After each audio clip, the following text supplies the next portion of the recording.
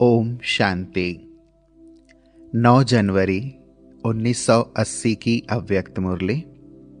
Heading है अलौकिक dress और अलौकिक श्रृंगार। आज बाप दादा विशेष चारों ओर के बच्चों की रमणीक रंगत देख रहे थे, जिसको देख मुस्कुरा भी रहे थे और कहीं कहीं विशेष हंसी भी आ रही थी। वह कौन सी रंगत थी?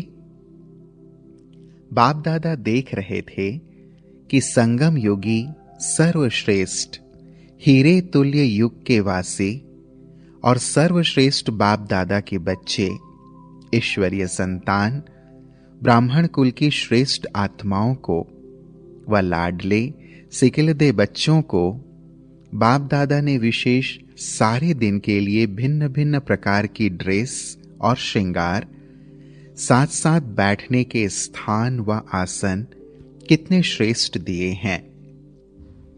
जो जैसा समय वैसी ड्रेस और वैसा ही श्रृंगार कर सकते हैं। सतयुग में भिन्न भिन्न ड्रेसेस और श्रृंगार चेंज करेंगे, लेकिन संस्कार तो यहां से ही भरने हैं ना। ब्रह्मा बाप ने संगम युग की भिन्न भिन्न ड्रेसेस और श्रृंगार से ब्राह्मण बच्चों को सजाया है, लेकिन रमणीक रंगत क्या देखी? जो इतनी सुंदर ड्रेसेस और सजावट होते हुए भी कोई कोई बच्चे पुरानी ड्रेस, मिट्टी वाली मैली ड्रेस पहन लेते हैं। अमृत वेले की ड्रेस और श्रृंगार जानते हो? सारे दिन की भिन्न भिन्न ड्रेस और श्रृंगार जानते हो? बाप दादा द्वारा भिन्न भिन्न टाइटल्स बच्चों को मिले हुए हैं, तो भिन्न भिन्न टाइटल्स की स्थिति रूपी ड्रेस और भिन्न भिन्न गुणों के श्रृंगार के सेट हैं। कितने प्रकार की ड्रेसेस और सेट हैं? जैसी ड्रेस वैसा श्रृंगार का सेट, और ऐसे ही सजे सजाए सीट पर सदा सेट रहो। अपनी ड्रेसेस गिनती करो कि कितनी हैं। उसी टाइटल की स्थिति में स्थित होना, अर्थात ड्रेसेस को धारण करना। कभी विश्व कल्याणकारी की ड्रेस पहनो, कभी मास्टर सर्वशक्तिवान की, और कभी स्वदर्शन चक्रधारी की। जैसा समय, जैसा कर्तव्य, वैसी ड्रेसेस धारण करो। साथ साथ भिन्न भिन्न गुणों के श्रृंगार करो। यह भिन्न भिन्न श्रृंगारों के सेट धारण करो। हाथों में, गले में, कानों में और मस्तक में यह श्रृंगार हो। मस्तक में यह स्मृति धारण करो कि मैं आनंद स्वरूप हूं। यह मस्तक की चिंदी हो गई। मुख द्वारा अर्थात गले में भी आनंद दिलाने की बातें हो। यह गले की माला हो गई। हाथों द्वारा अर्थात कर्म में आनंद स्वरूप की स्थिति हो। ये हाथों के कंगन हो गए। कानों द्वारा भी आनंद स्वरूप बनने की बातें सुनते रहना, यह कानों का श्रृंगार है। पांव द्वारा आनंद स्वरूप बनाने की सेवा की तरफ पांव हो, अर्थात कदम कदम आनंद स्वरूप बनने और बनाने को ही उठे, यह पांव का श्रृंगार है। अब एक सेट समझ लिया, पूरा ही सेट धारण कर लिया। ऐसे अलग अलग समय पर अलग अलग सेट धारण करो। सेट धारण करना तो आता है ना? या कानों का पहनेंगे तो गले का छोड़ देंगे। वैसे भी आजकल की दुनिया में सेट पहनने का रिवाज है, तो आपके इतने श्रेष्ठ श्रृंगार के सेट हैं, वह धारण क्यों नहीं करते हो? पहनते क्यों नहीं हो? इतनी सब भिन्न भिन्न प्रकार की सुंदर ड्रेसेस छोड़कर देह अभिमान के स्मृति की मिट्टी वाली ड्रेस क्यों पहनते हो? आज ड्रेस और श्रृंगार की कंपटीशन देखी कि कौन से बच्चे सारा दिन सजे सजाए रहते हैं और कौन से बच्चे ड्रेस बदलने और पहनने उतारने में ही लग जाते हैं। अभी अभी एक ड्रेस धारण करेंगे और अभी अभी वह ड्रेस उतारकर घटिया ड्रेस पहन लेंगे। ज्यादा समय श्रेष्ठ सुंदर ड्रेस पहन ही नहीं सकते। तो क्या देखा? कोई कोई बिल्कुल बदबू वाली ड्रेस भी पहन लेते हैं। कौन सी बदबू? देह के संबंध और देह के पदार्थों के लगाव की बदबू वाली ड्रेस, जो दूर से ही बदबू आती थी।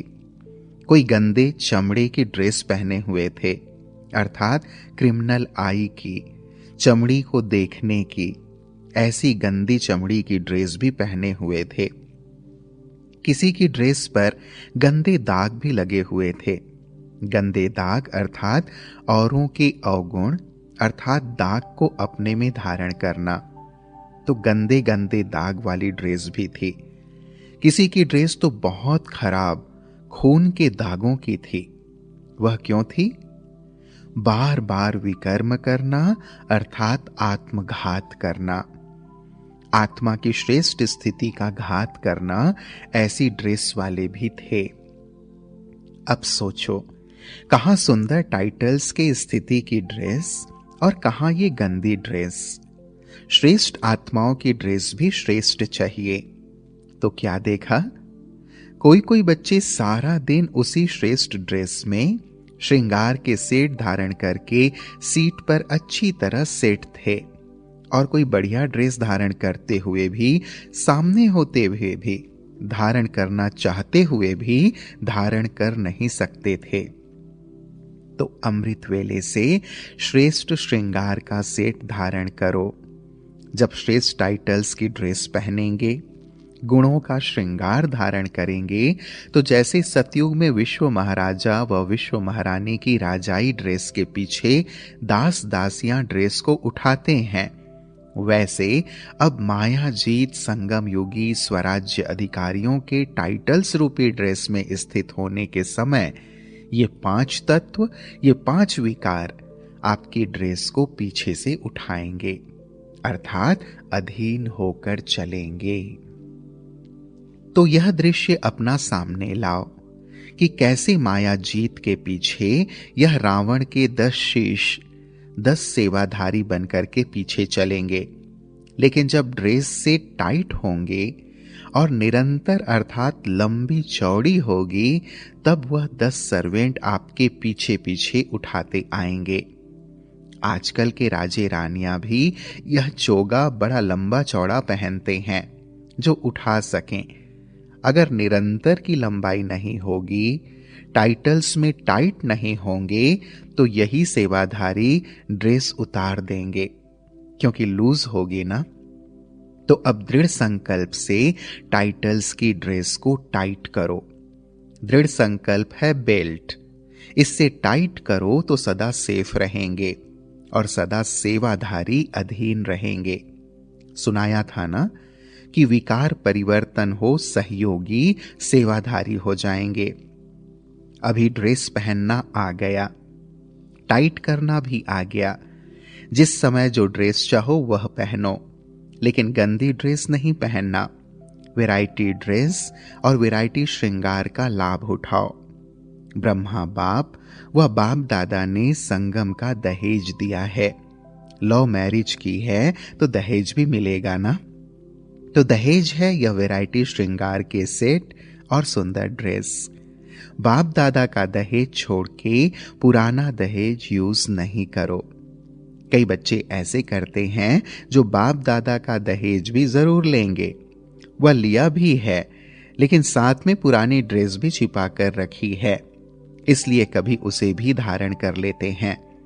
जब पुराना लगाव लग जाता है तो पुरानी ड्रेस पहन लेते हैं। अमूल्य ड्रेस को छोड़ फटी टूटी ड्रेस पहन लेते हैं। तो ऐसे मत करना। अब तक भी छिपा कर रखा हो तो जला देना है, और जला करके राख भी अपने पास नहीं रखना, वह भी सागर में स्वाहा कर देना। तो सदा सजे रहेंगे और बाप के साथ दिल तख्त नशीन रहेंगे। तख्त से उतरेंगे तो फांसी तख्ता आ जाएगा, कभी लोभ का, कभी मोह का। तो फांसी के तख्ते को छोड़ तख्त नशीन हो जाओ। दहेज संभाला हुआ है ना, यूज करो। दहेज सिर्फ रख ना दो, सिर्फ देखते रहो बहुत अच्छा है, बहुत अच्छा है। लेकिन धारण करो और ड्रेस कंपटीशन में फर्स्ट नंबर आ जाओ। सुनाया ना, नंबर है निरंतर के ऊपर। ड्रेस पहननी तो सभी को आती है, लेकिन ड्रेस सदा टिप टॉप रहे यह नहीं आता है। तो सदा सजे सजाए का नंबर है।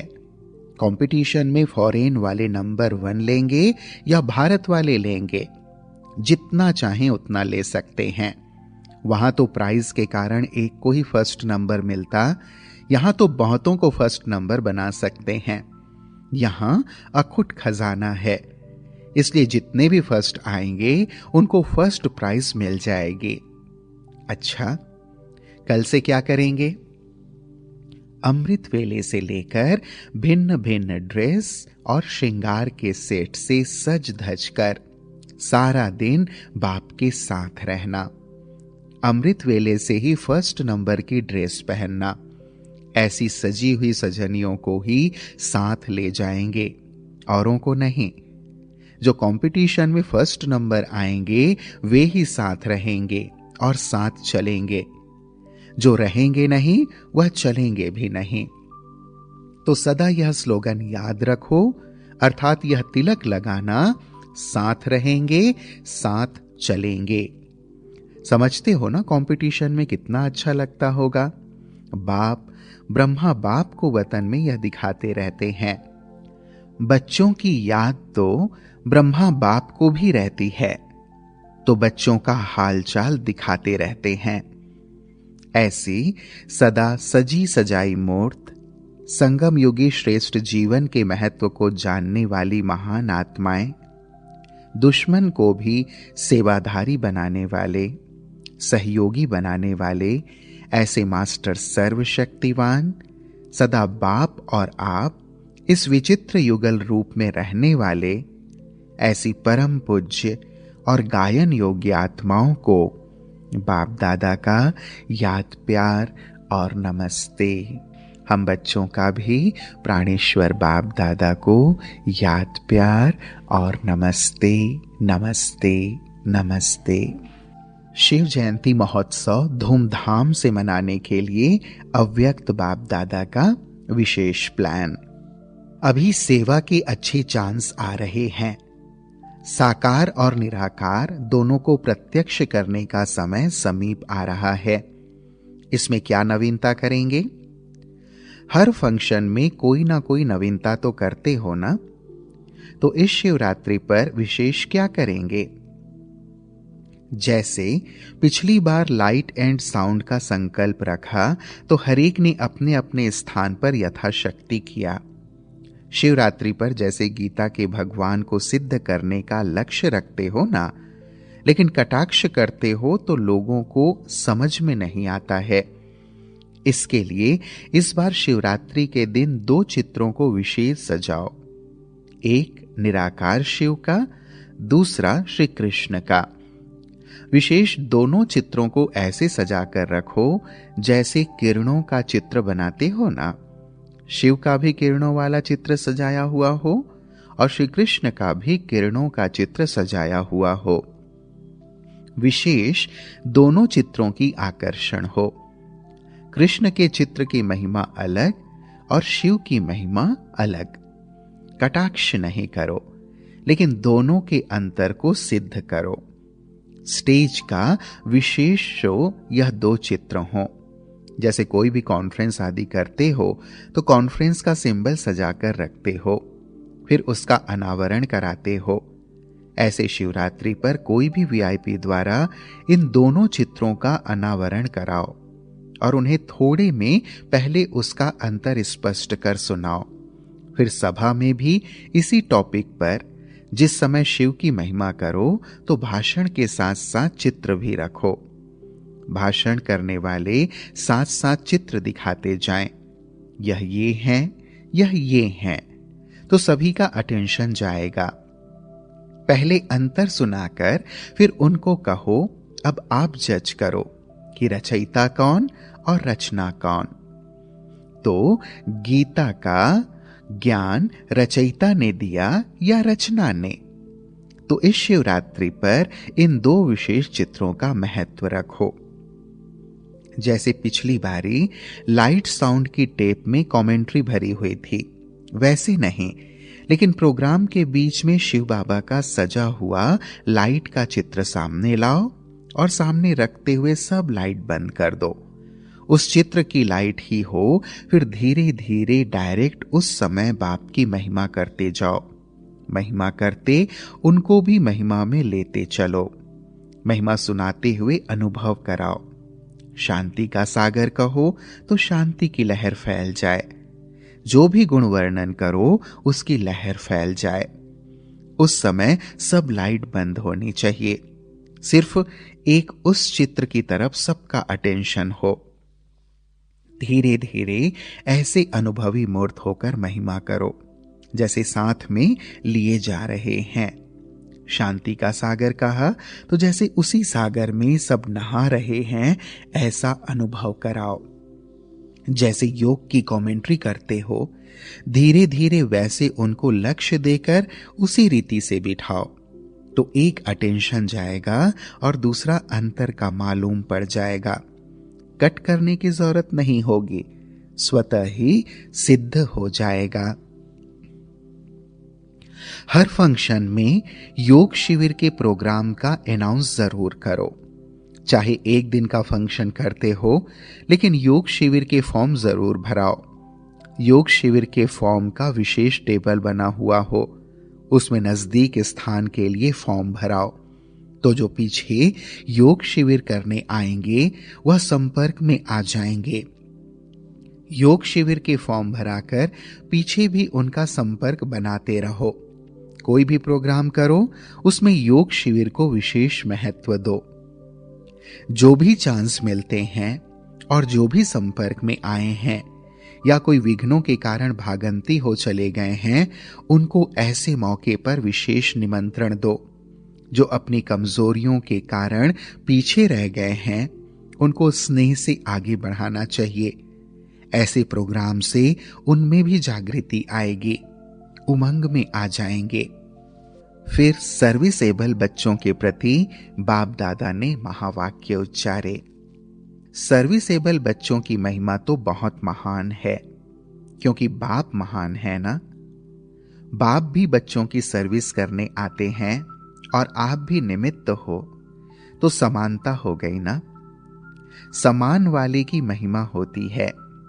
समान वाला ही सदा साथ रह सकता है। समान नहीं होगा तो साथ भी नहीं होगा।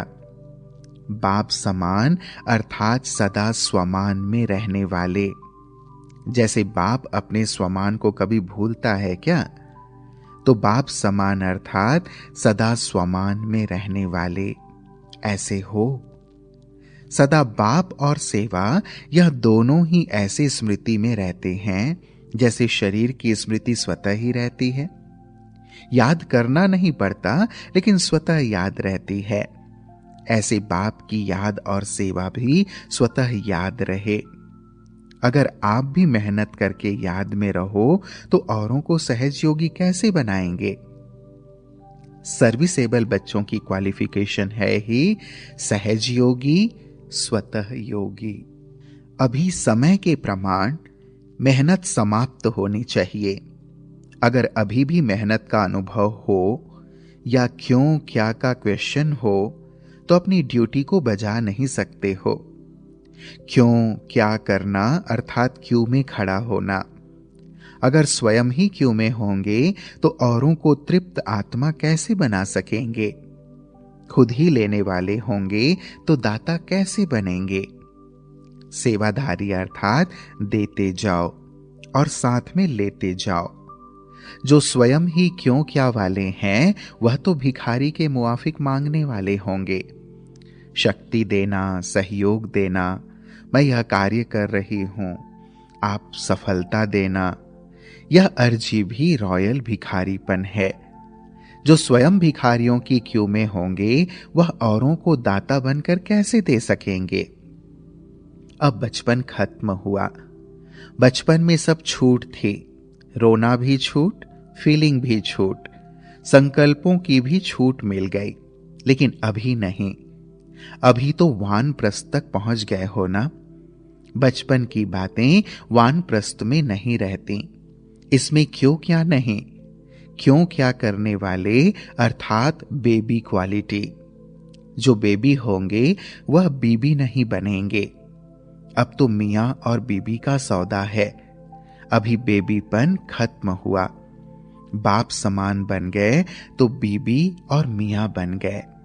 छोटे बच्चे को समान नहीं कहेंगे। जब बच्चा बड़ा बन जाता है या बाप बन जाता है तब समान कहा जाता है। तो अभी बेबी क्वालिटी खत्म। संस्कार मिलते नहीं, यह भी संकल्प ना आए। मिलाने ही हैं, मिलते नहीं यह कौन बोलता है। यह बदलता नहीं, सुनता नहीं। यह ना या नहीं नहीं की भाषा किसकी है। अब तो होना ही है। हां जी, ना शब्द समाप्त। तो सभी हां हां वाले हो ना। अभी बेहद के बनो, हद को छोड़ो। सुनाया था ना, कोई जोन का भी हेड है तो यह भी हद हुई। नक्शे के अंदर देखो आपका जोन क्या है, बिंदी। तो हद हो गई ना। अभी फलाने स्थान के हैं, यह भी नहीं। फलाने स्थान पर ही ठीक हैं, यह भी नहीं।